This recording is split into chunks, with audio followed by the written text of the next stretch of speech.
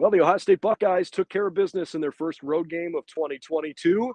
That was entertaining for 10 minutes or so. The Buckeyes beat Michigan State handily on the road. C.J. Stroud looked outstanding. He threw 6 touchdown passes for the third time in his career. He's the first Ohio State quarterback to do that. We got plenty to talk about as this Buckeye offense continues to look like the best offense in America. Coming up next, it's our instant analysis here on Buckeye Breakdown. We've got the whole crew together as we cover Ohio State with our instant analysis from Ohio State. There's something that doesn't feel right. Unbelievable effort from him today. Is E.J. Liddell going to crack the first team All-Big Ten? I think he can be the guy. I'm not trying to start a quarterback controversy. He seems to have the durability. He certainly has the toughness. This is the question on a lot of people's minds here. Welcome to Buckeye Breakdown. Well, hi, everybody, and welcome to Spartan Stadium in East Lansing, where the Ohio State Buckeyes just completely and totally dismantled Michigan State for the second year in a row. The final score was not indicative of how lopsided this game was, 49-20. The Buckeyes proved victorious for the 6th time in a row to start the season. I'm Brendan Gulick, Andrew Lind with me too.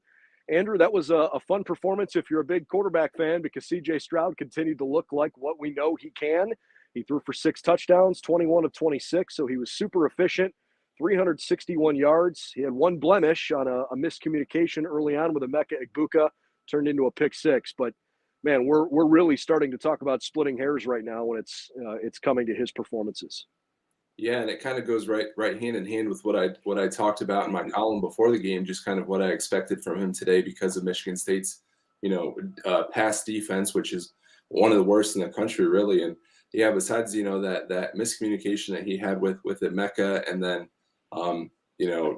maybe not getting 500 yards like I thought he was going to, but still throwing for 6 touchdowns. He's thrown 12 touchdowns and only 8 incompletions in the last 2 games against Michigan State. So, yeah, I mean, you can't really get much more efficient than that.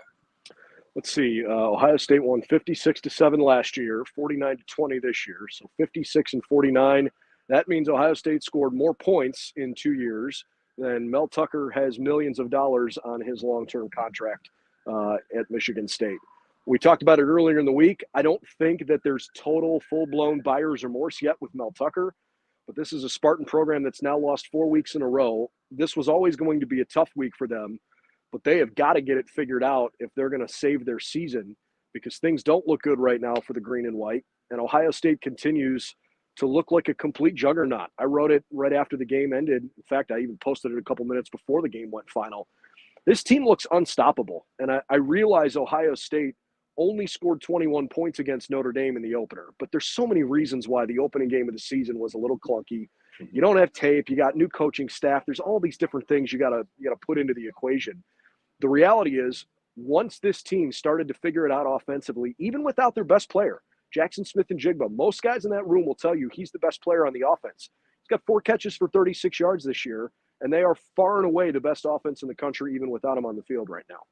Yeah, and I mean, Ryan Day's obviously talked about it in the last couple of weeks, just about how much emphasis they were placing on Jackson being a big part of the offense going into that Notre Dame game, and then for him to be out of it after pretty much the first quarter to then have to have guys that you weren't really expecting to rely on, or maybe guys who are going to have maybe smaller roles than what they did, then come in and have such a big part of the offense. It's crazy to see them kind of step up in that way. And, then just him, C.J. Stroud getting, the repertoire and just the comfortability with those other guys it's been really cool to see. And, who would have expected, obviously we saw what Marvin Harrison Jr. did in the Rose Bowl last year, but did we expect him to have, 2 more 3-touchdown games this season?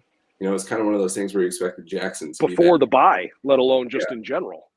And then, we expected Jackson to be kind of having that, and then Marvin be that guy next year or something like that. So, yeah, it's just one of those things that once Jackson comes back, it's like they're almost going to have too many guys, who are going to be able to make a play. And, maybe the issue at that point is how do we make them all happy, if that makes sense? Yeah, I guess I struggle when I try to figure out how to think about this team, because the story is, for the most part, the guys that are on the field making the plays, right? But it's so much more than just the 11 guys on the field at a time.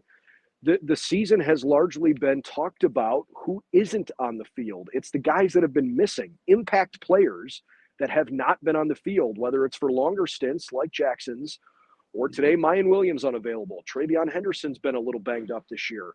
We haven't seen the steadiness in the secondary that we've wanted to see. Jordan Hancock hasn't even played yet. Mike Hall has been a little bit more limited. He looks great when he's in there, but he hasn't been in there quite as often. I mean, it's a laundry list of guys. Josh Proctor, I don't know if he got jumped on the depth chart. Lathan Ransom had a great game today.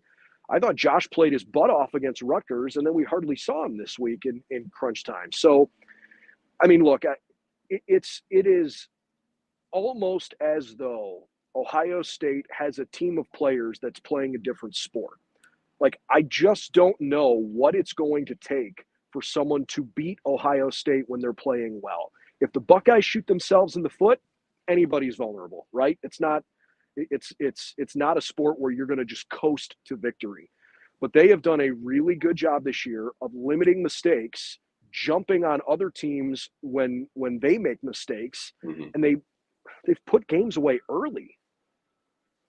Yeah, I mean, and I think that what is interesting about just having kind of these pieces that have kind of rotated, based upon injury, really, it almost is like you have an A team and a B team, and it's like whoever they trot out there that week they just do what they can with it, and they make it work. And I mean, to have Mayan have such a big impact last week and then be out this week and then say, okay, well, we're just going to plug Travion in there and he's going to have 118 yards and a touchdown.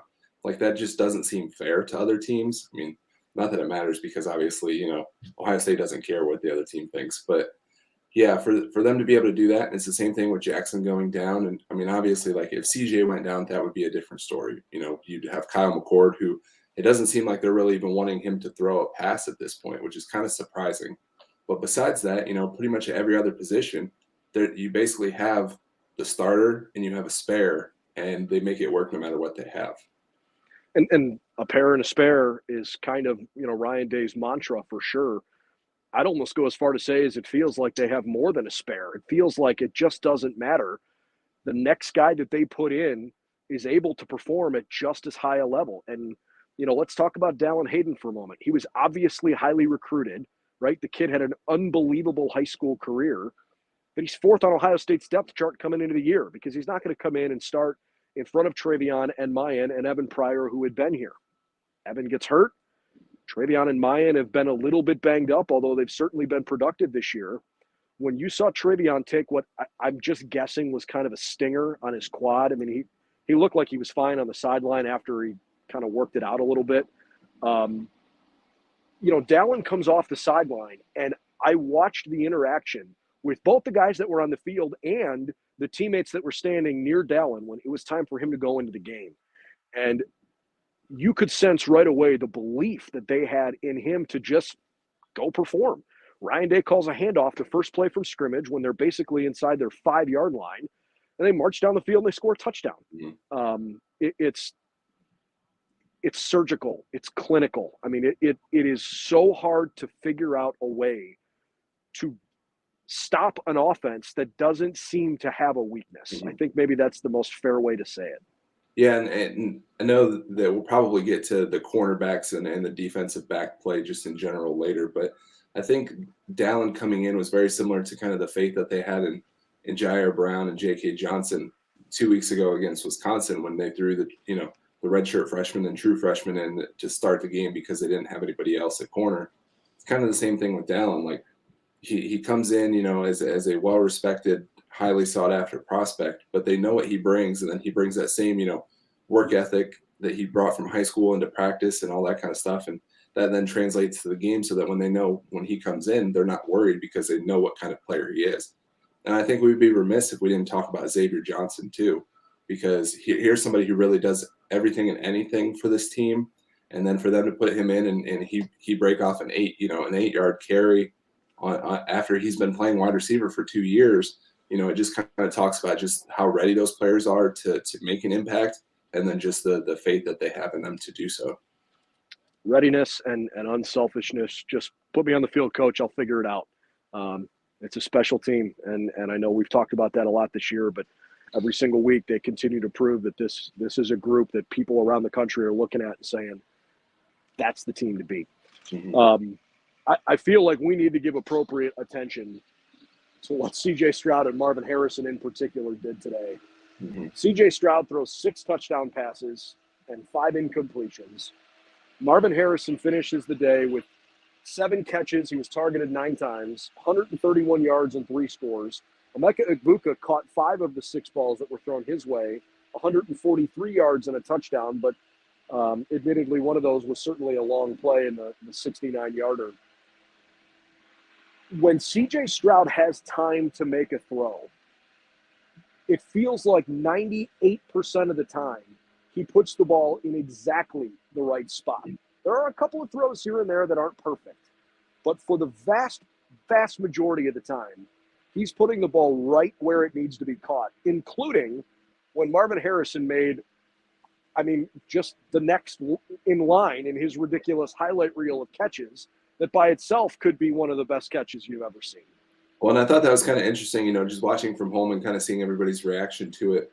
It's just, was the throw better or was the catch better? And I don't think that there was a real consensus there, but I think I would lean more toward the throw, just because in that situation, CJ was actually under pressure. And I don't think that he, put a full step into it either, or like put his entire, throw through and then still dropped it in that bucket. And that I don't know that there's another quarterback in college football who can make that throw. Probably not. He is one of one. And then I think it's notable. Go ahead. Sorry. And then obviously with Marvin, he's basically outdoing himself. The first catch that he had, the 19-yard reception, was he was being interfered with. Had a guy in his face, over his shoulder. Second one, there's 4 defenders around him, and he runs up past all 4 of them. And then the third one, that one was absurd. I don't know that he necessarily had to jump because he ended up catching it clear down by his feet. Caught it off his shoe. Yeah. He looked like he was going to try to catch it in his cleats for a moment. But, yeah, it's just one of those things that he just makes that acrobatic catch, and, it just talks to the line of, these athletic, super freaky receivers that they have. It must be fun for CJ to see Marvin and Emeka, but lately maybe a bit more Marvin, make those kinds of catches, because it probably makes it probably brings him a little more comfort that he doesn't have to be perfect. Marvin is going to catch pretty much anything thrown within arm reach. It doesn't matter if he's going low or high or lunging or diving or leaping. It doesn't matter. And as a quarterback, there has to be a freeing feeling of, hey, look, I'm going to make the best throw I can. I think I know where this is going to go. Mm-hmm. And I'm going to trust my ridiculously talented guy to go make a play. And, they both end up benefiting from it on a statistical perspective. But I have to think that it's probably a bit of a pressure relief for CJ to know that I can just let it go and he'll get it. Yeah, it's kind of like that meme or whatever where they're like, F it, someone's down there and they're going to catch it. So, it does make it easier, though, for real, because, it's one of those things that he doesn't have to necessarily worry about putting it in the right, in the exact perfect spot to catch it like you often see with young wide receivers, because he knows that they're going to go and make a play on the ball and, have a wide catch radius and just be able to make more athletic plays, because maybe in the red zone, you want to, if it's just a younger receiver who's still learning the game, you might have to put it right on him. But then Marvin, you might be able to throw it over his head because he's going to be able to jump and get it, or, throw it out, kind of out of bounds where only he can get it.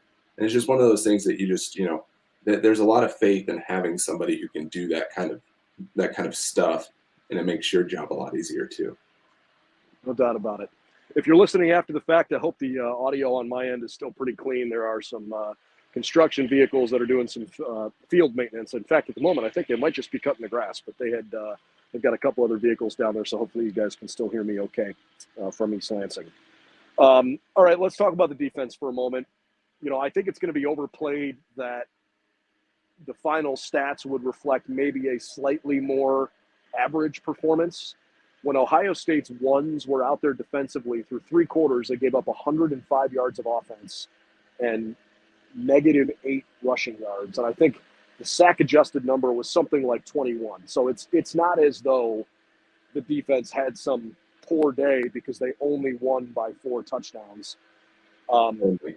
I actually thought Peyton Thorne played a pretty decent game. He just was running for his life all day. Yeah, and I got to stress again, only 4 touchdowns.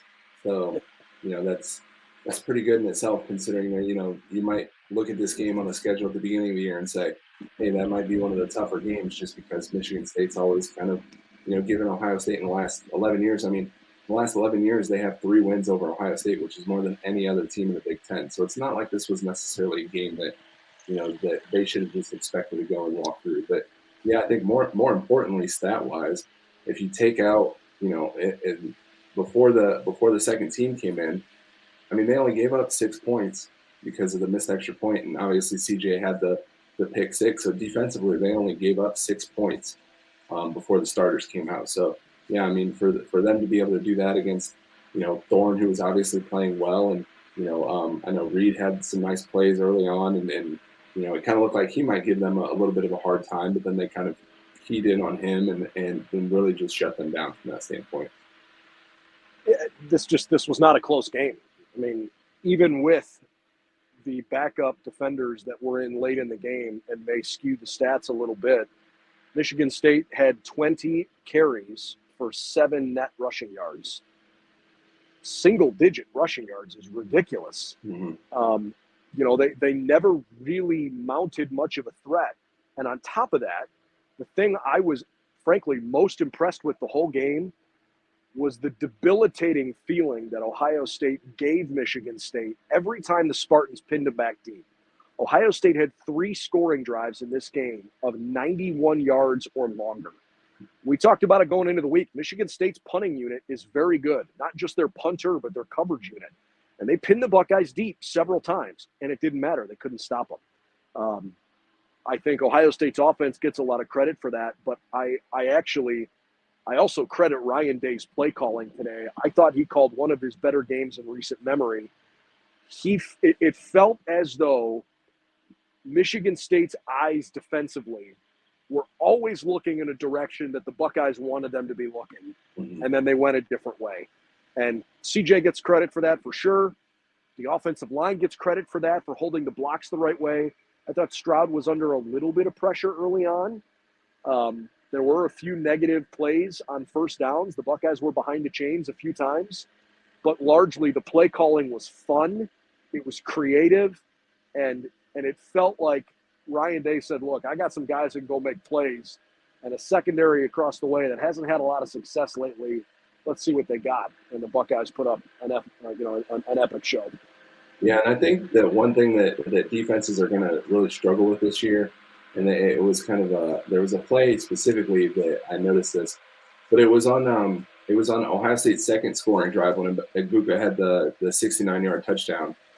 They lined up in a coverage that they just expected Ohio State to run the ball on 3rd and 1, and it was one of those moments where I was like, okay, why do they think that that Ohio State's offense is that predictable? And then the cornerback looked off to make sure that one of the other, I think it was the safety, came down and covered Egbuka, looked over at the corner to see if he was doing what he was supposed to do, and Emeka ran right by him. So, yeah, I think it's just one of those things that teams are going to try to guess what Ohio State's doing more than they're going to maybe try to defend them, if that makes sense, just because you want to kind of get that advantage in one way or the other, just pull something out of a hat, and that's never going to work. That's not something that is a sustainable thing over the course of a game, and it might end up getting one play in your favor. But yeah, I mean, Michigan State was just overmatched in every way today, and I think that really showed. I remember last week, 3rd and 4th down conversions combined, I think Rutgers was 1 for 13. Today, not a whole lot better for Michigan State. On 3rd downs, they were 3 of 11, and they did not try a 4th down conversion. I think just quickly back throughout the course of the year, it's been the inability for Ohio State's opponent to string together drives basically from week 2 on. I thought Notre Dame, just, again, off the top of my head, I think I remember being a little bit frustrated at times because it was that bend but don't break defense that Jim Knowles quickly said, I hate that term. I want to be don't bend and don't break. Notre Dame, I think, extended drives, if I remember correctly, they did it well enough. They just didn't score much. But basically from that point forward, the Buckeye defense has done a good job of keeping plays largely in front of them. They've given up 1 or 2 big plays a game. For the most part, it hasn't been costly. They outscore their mistakes by a lot. And so far, nobody has shown the offensive firepower to keep up with them. So they hit the bye week 6-0. I think we're going to try to monitor the health of this team as best we can moving forward. Certainly the hope is that I'm hopeful a lighter week of practice. The Buckeyes talk about how hard Tuesdays and Wednesdays are. Maybe we could not have a hard Tuesday and Wednesday this week. Get Travion healthy, get Mayan healthy, get Jackson healthy. And then in 2 weeks when Iowa comes to town and the Buckeyes feel like they owe Iowa one after what happened a couple years ago, hopefully we'll see this team full steam ahead. Yeah, and I think just, that's a really important thing. And just an off week is to really get, healed up and refreshed for that stretch run, because really you come back and you face a physical Iowa team who, they're not great. They don't have the offense that would ever even, be able to keep up with Ohio State in the last 4 years, just because of the way Ohio State plays offensively. But, then you go on the road to Penn State. That's going to be presumably a top 10 matchup, depending on what happens with them playing Michigan next week. And, I think it's just, you want to get healthy for that physical stretch right there. And then obviously you kind of come off of that and you have Northwestern, Indiana, Maryland, which aren't going to be as physical. But yeah, I think it's just very important to get rested up, get healthy, and be able to go into those games full strength, because you really don't know what's going to happen. And I think it's just important to be at full strength. I wrote about it right after the game, and I'll reiterate it again. If you're playing the Buckeyes anytime this season, let alone here coming up soon, good luck, because I have yet to see an opposing defensive coordinator come up with a game plan frustrating enough to throw Ohio State off its rhythm. Pretty darn fun, really impressive, and it's great to see these guys playing at the top of their game. We got lots more planned for you over on BuckeyesNow.com, so head over there and check out what we've got written covering this game. And then certainly we've got plenty to come here throughout the course of the week. We will talk with Ryan Day on Tuesday. He'll be available to us. But I think for media availability the rest of the week, I think that's just about it. I think the Buckeyes are going to try to take as much off as they can this week. I'd say we're going to get Day, and we were told 3 coaches on Tuesday. And then the players, obviously, we get them typically on Wednesday, but we won't get them this week. So, yeah, it'll just be interesting to kind of have the conversations with them. And, I think that one thing that kind of stood out to me today is, I think that the secondary at cornerback, really, I know that they've had, depth issues, and that's not something that they can correct. But I think getting Jordan Hancock back, hopefully, and, off of this off week will be a very important thing, just because – I think that they kind of just need some extra bodies in there, the ability to rotate, the ability to have, guys come out after maybe not being in a position. Because I know Ryan Day said today, that the guys are there. They're happy that they're there. They're just maybe not making the play on the ball. And I think that, just being able to have another guy in there and kind of being able to pull them out and say, well, this is what you did, and, create a little bit more competition will only help them there. I agree. And more reps you get, the better you're going to largely be. It's not like they're not going up against good players in practice each week. I don't think the secondary is an overwhelming concern. I am a little concerned, but I'm not sound the alarm bells. This thing isn't working. We got to get this fixed if we're going to see the Buckeyes win a national title. But I can understand why people are a little frustrated. I don't expect perfection from this team, but they sure have looked pretty darn close to it on a couple of occasions this year. And for much of today, I think that's a fair assumption. Big thanks to Eddie Murata, our producer back home. Thanks for all your help and all your work here on the show. For Andrew Lind, I'm Brendan Gulick. We'll see you real soon over on Buckeyes Now. Follow us on our YouTube channel, on our social media channels at BuckeyesNow_FN. We're part of the Fan Nation Network and the Sports Illustrated Media Group. Again, I'm Brendan Gulick. We'll see you again real soon. The Buckeyes with a big performance tonight, 49-20. They beat Spartan here, and they go into the break with a 6-0 record.